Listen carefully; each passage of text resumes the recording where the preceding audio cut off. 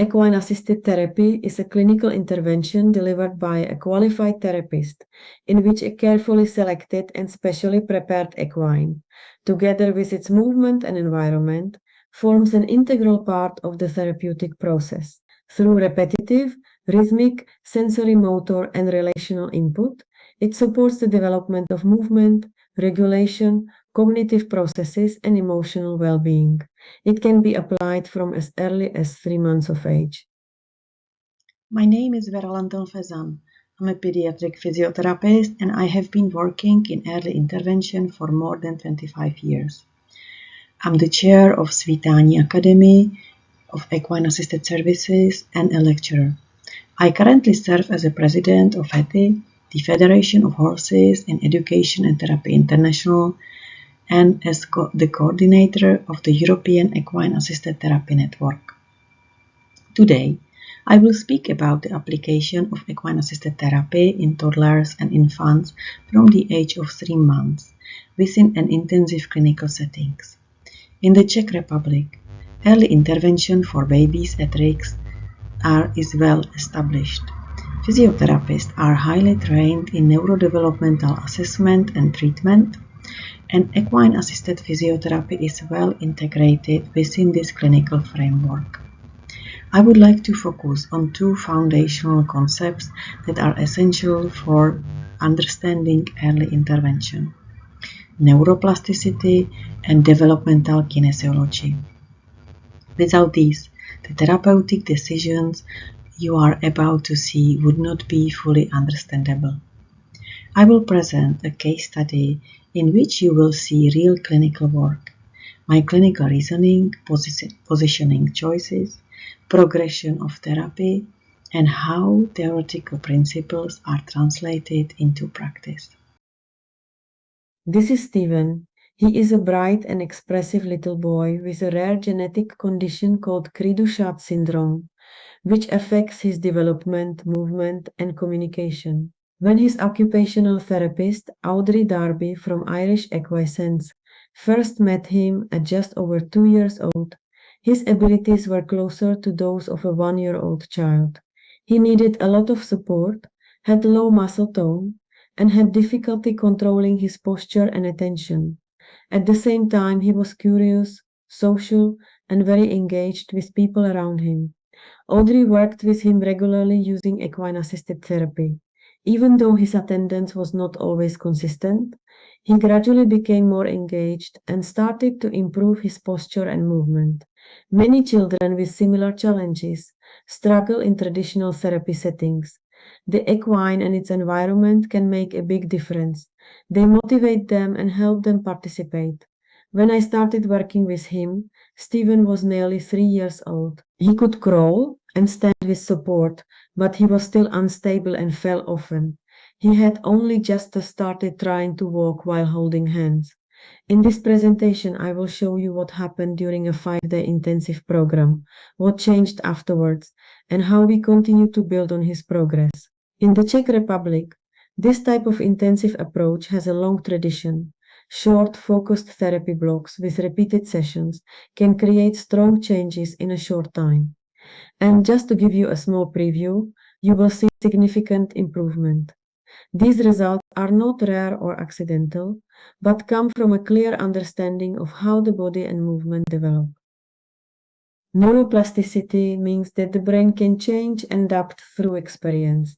It is not fixed, it is constantly shaped by what we do, feel, and experience. Every time we repeat a movement or have a meaningful experience, the brain creates and strengthens connections. The more something is repeated, the stronger and more efficient these connections become. In early childhood, this ability is at its highest. The brain is developing very quickly, and experiences such as movement, touch, balance, and emotional connection have a powerful effect on how it grows. This is why early intervention is so important. We are not just teaching skills, we are helping the brain build the foundations for movement, attention, and learning. It is also why intensive work can be so effective. Repetition, frequency, and quality of input matter. Short, focused sessions repeated over several days give the brain the stimulation it needs to change.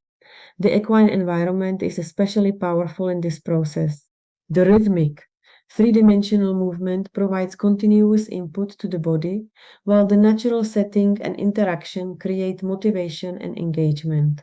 Although the brain can change throughout life, the fastest and most significant changes happen in early childhood. Now let us see how this applies to Stephen in practice. Developmental kinesiology explains how movement develops in early childhood. It shows that movement does not occur randomly, but follows a clear natural sequence as the brain matures. A child does not start by standing or walking. First, they develop basic postural control, usually in positions such as lying on their tummies. From there, they learn to support themselves with their arms, then crawl, sit, and eventually stand and walk. Each step prepares the body for the next one. This sequence is important because it lays a strong foundation. If an earlier stage is missing or not well developed, later skills may appear, but they are often unstable or compensatory. In therapy, we do not focus only on the final skill, such as walking. We ask what is missing underneath, what needs to be strengthened first. This approach applies not only to children, but also after injury or illness. When movement is disrupted, we often need to return to the basics and rebuild step by step. When these foundations are properly developed, more complex movement can emerge more easily and more efficiently. You are watching footage from the first session of the intensive block. On the first day, it was clear that Stephen became tired quite quickly, so we allowed him to adjust his position. He lay down briefly and then sat up again. The continuous movement of the pony's back did not allow him to become passive. Even during moments of rest, his postural system was still being gently stimulated. What you see here is not simply weakness. You see an immature postural system. Stephen's posture collapses. His trunk extensors cannot sustain activation. His head control is unstable, and his pelvis does not provide a stable base for movement. His balance reactions are reactive rather than anticipatory. From the perspective of developmental kinesiology, the key issue here is insufficient postural control. Trunk activation, pelvic stability, and coordinated movement patterns are not yet well established. Without this foundation, movement remains inefficient and relies on compensation. Let's look at therapy positions on the equine. Here you see the prone position facing backwards. I use this position very often. I do not use the assisted sitting position where the therapist sits on the equine with the child, as I consider it less effective and not appropriate for the equine. In the prone position, the child stays active. It reflects an early stage of development in which the child learns to control the head and body while supporting themselves on their arms. This position helps strengthen the trunk, improve stability, and encourages active movement rather than passive support. It also supports natural movement patterns that are important for later skills like crawling and walking. We are not just placing the child on the equine, we are working in line with how movement naturally develops, building a strong foundation for more complex skills. With Stephen, I chose a backward sitting position with support on his arms. This reflects a stage of development where a child begins to control the trunk in a more upright position. In this position, the child is active. The arms support the body, the trunk works to stay upright, and the pelvis becomes more stable. This helps build strength and coordination. At the same time, the equine provides continuous movement through space. This creates a dynamic environment where the child must constantly adjust. The movement strongly stimulates the sensory system and naturally increases motivation, encouraging active participation. A common question is whether sitting backwards could affect future walking. In practice, it does not. The body responds to the movement itself, not the direction the child is facing. The same movement patterns are stimulated. We are not teaching the child to move backwards. We are supporting the development of movement patterns that are important for future walking.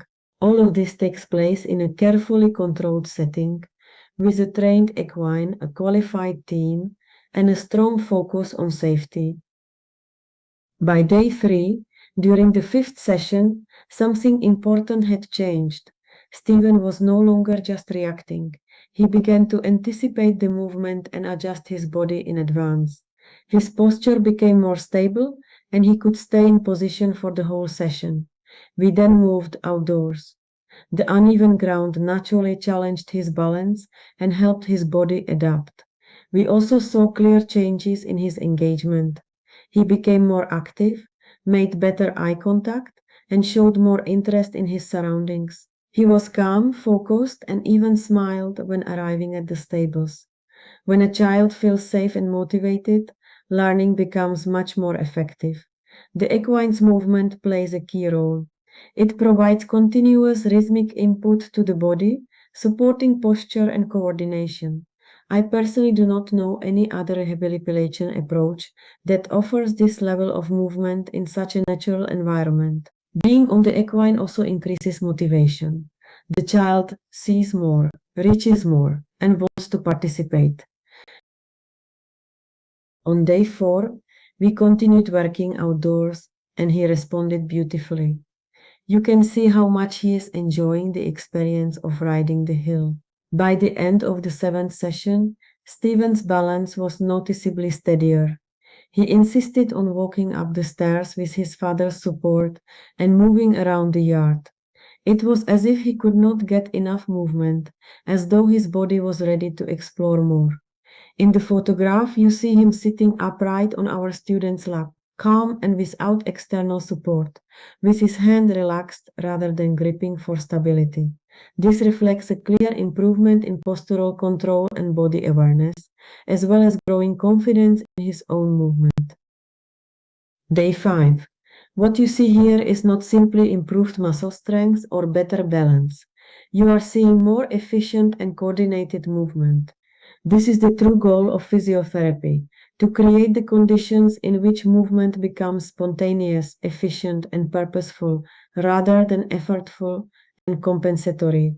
This demonstrates how combining structured clinical expertise with the unique movement of the equine can significantly accelerate functional progress.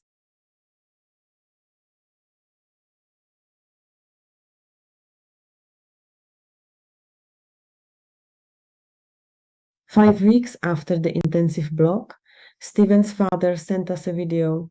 Stephen was walking as a toddler should. This did not happen during the intervention, but afterwards. Go in, go, go, go. Yes, Aiden. Good boy. Woo-hoo-hoo-hoo. Yeah, my boy. Aiden. Aiden. Woo-hoo-hoo. This is important. The central nervous system, or CNS, learns in stages through repetition and experience, followed by time to process and integrate. This is why changes do not always appear immediately. In Stephen's case, the improvement came after the intensive week, not during it. The therapy supported what was already developing, helping his body connect and strengthen these abilities. The brain needs repeated, meaningful input, but also time. When the body becomes more stable, new skills can appear, sometimes quickly, sometimes later. At the end of the video, Stephen falls and instinctively puts his hands out to protect himself. This is an important developmental step. Many children with neurological conditions do not show this reaction. Before the intensive week, Stephen did not have it.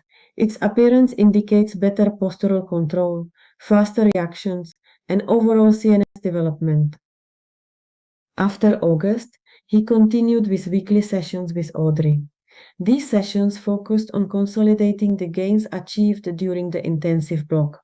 This regular work provided continuity, supporting steady progression rather than short-term improvement. During this phase, the priority was integration and stability.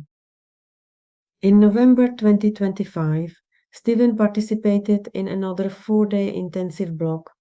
During this period, I introduced side sitting to further challenge and strengthen his trunk. By the end of the block, he was able to sit in a forward position with well-activated and engaged trunk control. Throughout the week, he interacted intentionally, reaching towards us, laughing, and maintaining focused eye contact. The video you are watching shows how he consolidated previously learned skills and began progressing again following this focused input. Although independent walking is not yet fully established, we can clearly observe improved postural control, more mature balance reactions, and more coordinated movement, reflecting ongoing CNS maturation. This experience highlights the clinical value of short, intensive blocks with brief, structured sessions for young children at this developmental stage, followed by periods of consolidation and reduced demand. Focused phases of therapy, combined with time for integration, support continued progress while allowing families to manage daily life without sustained pressure. In this context, it is essential to integrate sound physiotherapy and kinesiology principles into any therapeutic approach with young children. Our primary focus must remain on regulation, postural control, and strengthening the sensory-motor foundations that underpin all functional abilities. The brain develops in a bottom-up manner when we prioritize postural control, balance, reflex integration, and arousal regulation. We create the physiological stability required for higher-level skills to emerge. Abilities such as play, communication, self-care, and learning are not isolated functions. They depend on coordinated movement and a well-regulated system. What we achieve through these short, intensive blocks might otherwise require many weeks of conventional clinic-based physiotherapy. The strength of equine-assisted therapy lies in its ability to consolidate existing capacities and translate them into functional movement. The equine's rhythmic, three-dimensional input accelerates this process, helping the CNS transform potential into meaningful action. This is not about replacing traditional therapy. It is about enhancing it. When clinical reasoning, developmental principles, and equine movement come together, we create the conditions for efficient, functional, and sustainable change.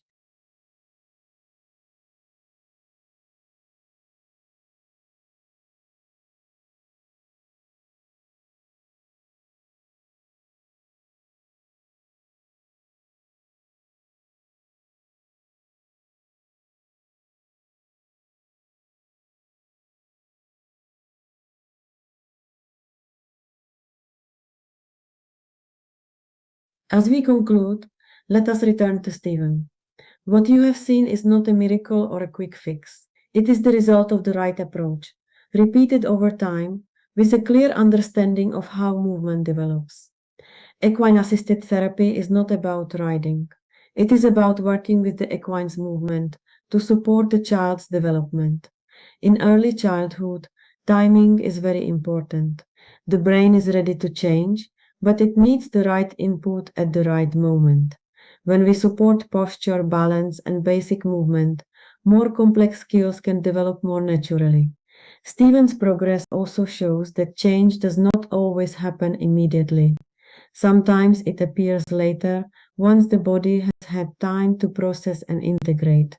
When this approach is applied with knowledge, care, and teamwork, it can support meaningful progress while keeping the child motivated and engaged.